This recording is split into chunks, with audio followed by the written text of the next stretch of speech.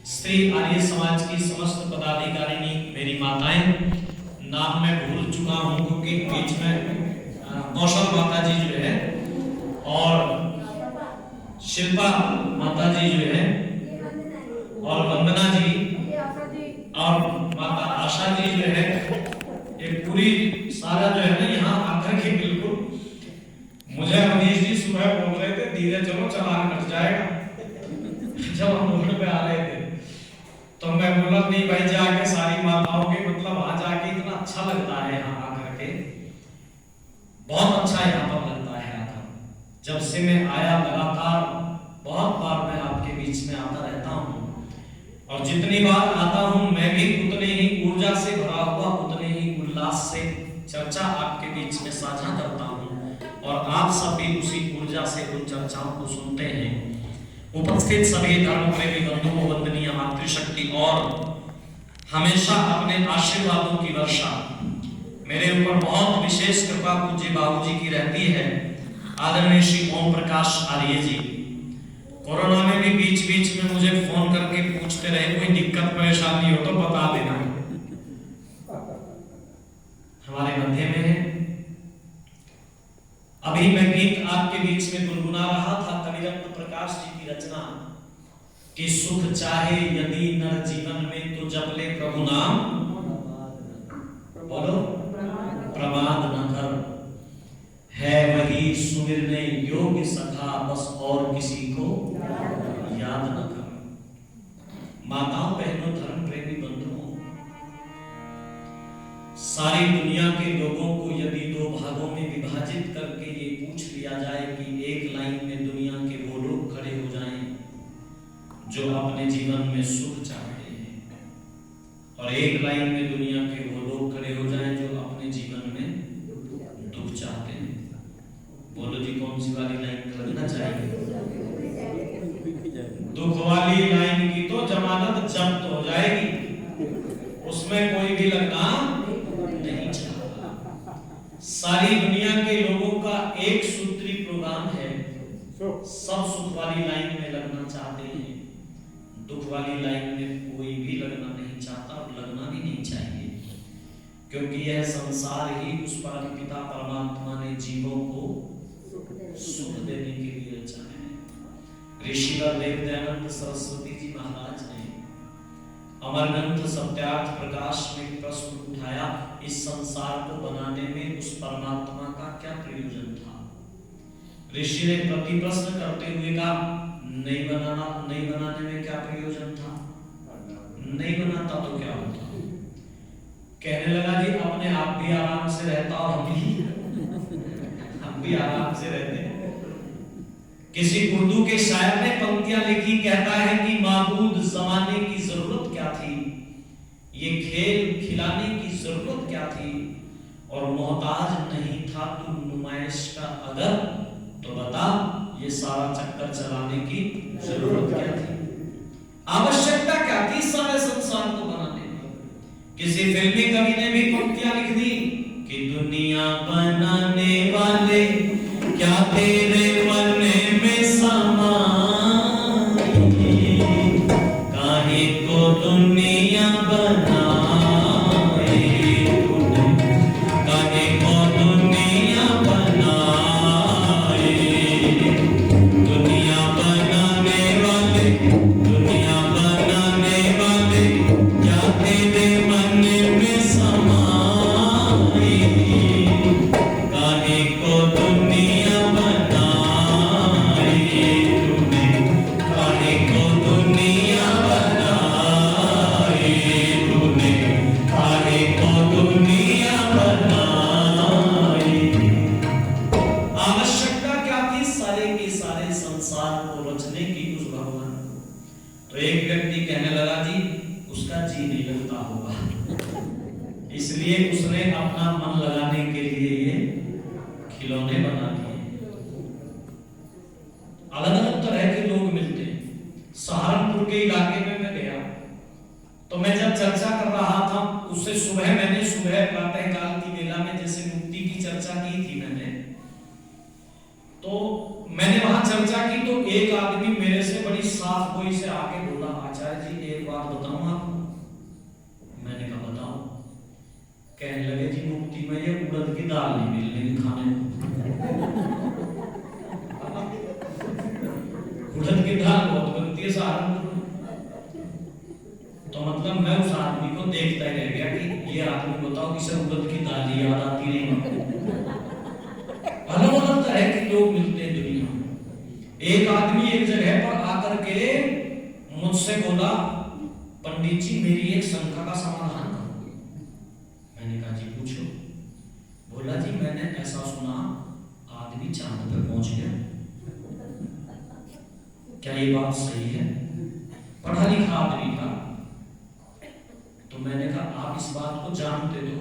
कहने लगा जी विद्वान यूं कहते हैं प्रश्न किया करो, इसलिए मैं तो अपनी बात करने को कर रहा हूं। बस मेरी समझ में तो यही बात आई। अलग तरह के लोग मिलते हैं। हाँ खुल के हंसा करो, हंसना भी बहुत जरूरी है। आप जो है ना कोरोना में तो हंसना ही भूल गया, और जो हंसते रहे ना उनका मामला ठीक रहा है जी। तो अलग अलग तरह के लोग मिलते हैं। कहने लगा जिसका जी नहीं लगता होगा। एक व्यक्ति बोला जी नहीं, उसने तो ये सारा संसार दुखों का घर बच रखा है जी। दुख ही दुख है इस दुनिया में, और दुखों के सिवाय और कुछ इसमें है नहीं। कष्ट ही कष्ट है, दुख ही दुख है। अच्छा एक बात ईमानदारी से बताना, जहां पर किसी व्यक्ति को दुख ही दुख मिलते हैं वहां कोई रहना चाहता है? बोलो, कोई नहीं रहना चाहता। एक और प्रश्न का उत्तर दीजिएगा, यदि ये संसार दुखों का घर है तो मुझे बताओ दुनिया से कोई जाना चाहता है?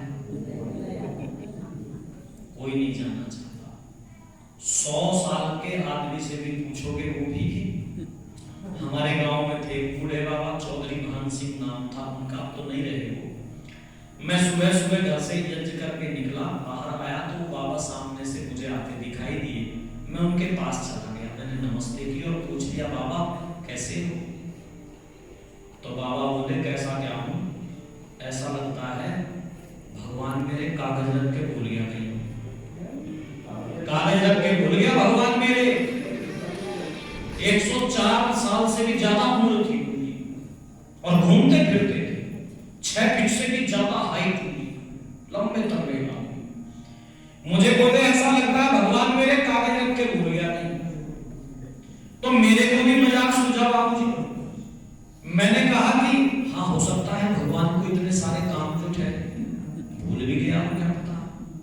पर मैं कहा बाबा मैं ऐसा करता हूं, वेद में कुछ ऐसे मंत्र आते हैं जिनसे भगवान को कागज याद आ जाते हैं, उनसे आहुतियां देनी शुरू करता हूं यज्ञ में। ज्यादा से ज्यादा 10, 12, 15 दिन में पक्के कागज याद आ जाए। बाबा मेरे से तुरंत बोले नाना ऐसी जल्दी भी ना हुई, ऐसी कोई जल्दी भी नहीं है मुझे। मैं निकेतन करने लगा हूं, 100 साल से ज्यादा का आदमी भी दुनिया से जाना नहीं चाहता। तब ऋषिवर देव दयानंद सरस्वती जी महाराज ने जो बात लिखी कि सुनो दुनिया के लोगों, यह संसार उस परम पिता परमात्मा ने जीवों को सुख देने के लिए और उनके किए हुए शुभ अशुभ कर्मों का यथा योग्य फल देने के लिए संसार की रचना की है। वह सुख का धाम है, तो वो संसार को दुख कैसे बना सकता है? कई बार मैं ये पंक्तियां गुनगुनाता हूं कि सुख धाम सदा तेरा नाम सदा, सुख धाम सदा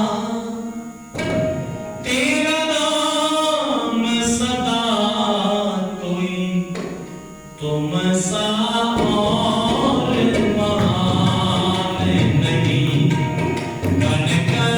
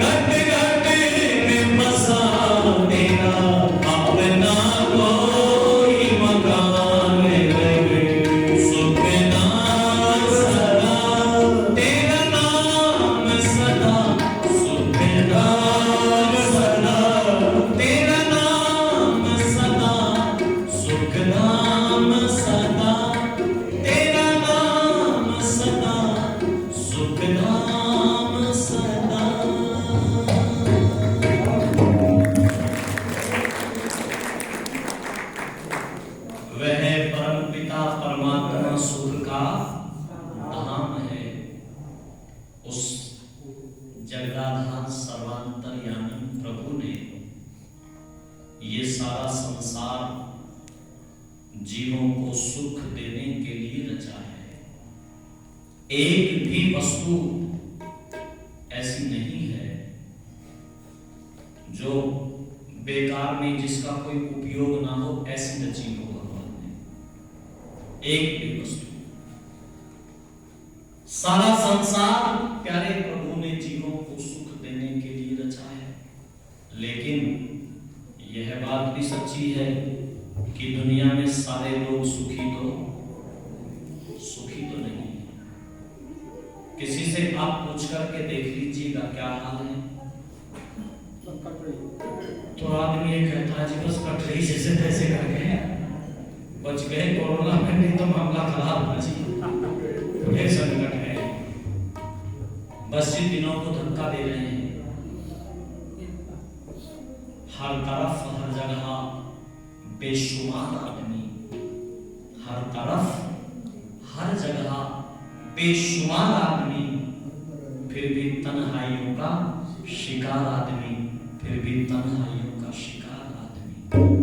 कवि प्रदीप जी की वो पंक्तियां याद आती है मुझे।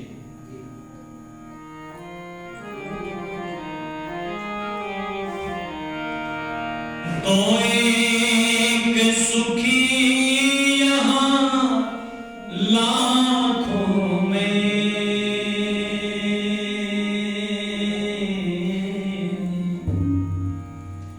आंसू है करोड़ों आंखों में, जी आंसू है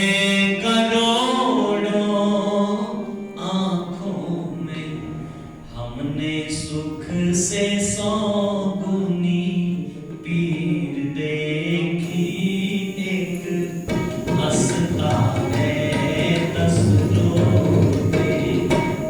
हमने जग की अजब तस्वीर देखी, एक हंसता है 10 रोते। ये प्रभु की अद्भुत जागीर देखी, एक हंसता है 10 रोते। हमने जग की अजब तस्वीर देखी,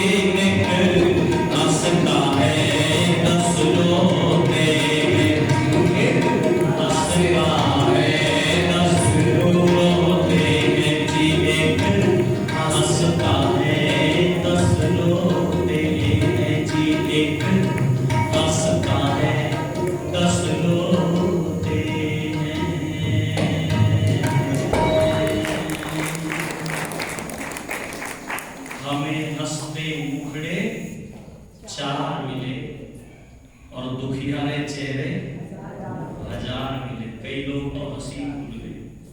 एक आदमी से पूछा, भाई साहब आप हर समय रोते ही रहते हो?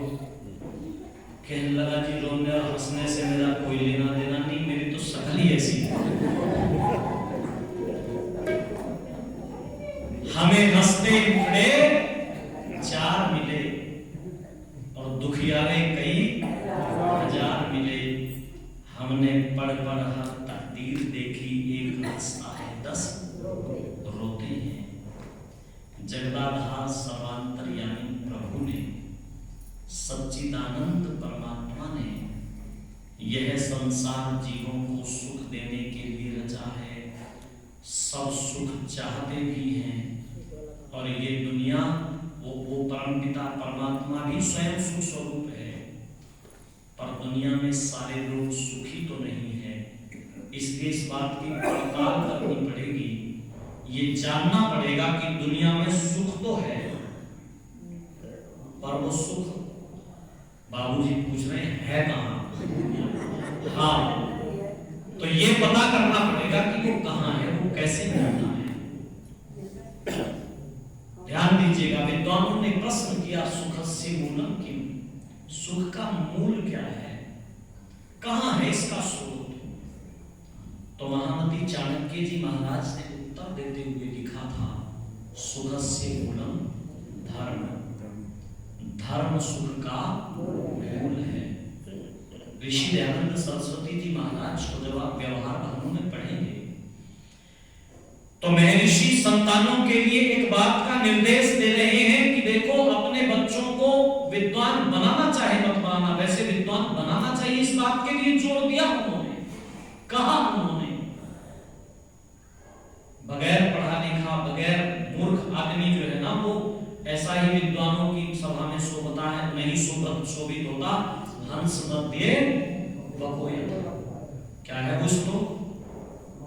माता शत्रु पिता बैरी, येन बालो न पाठिता, न शोभते सभा मध्य हंस मध्य वकोयत।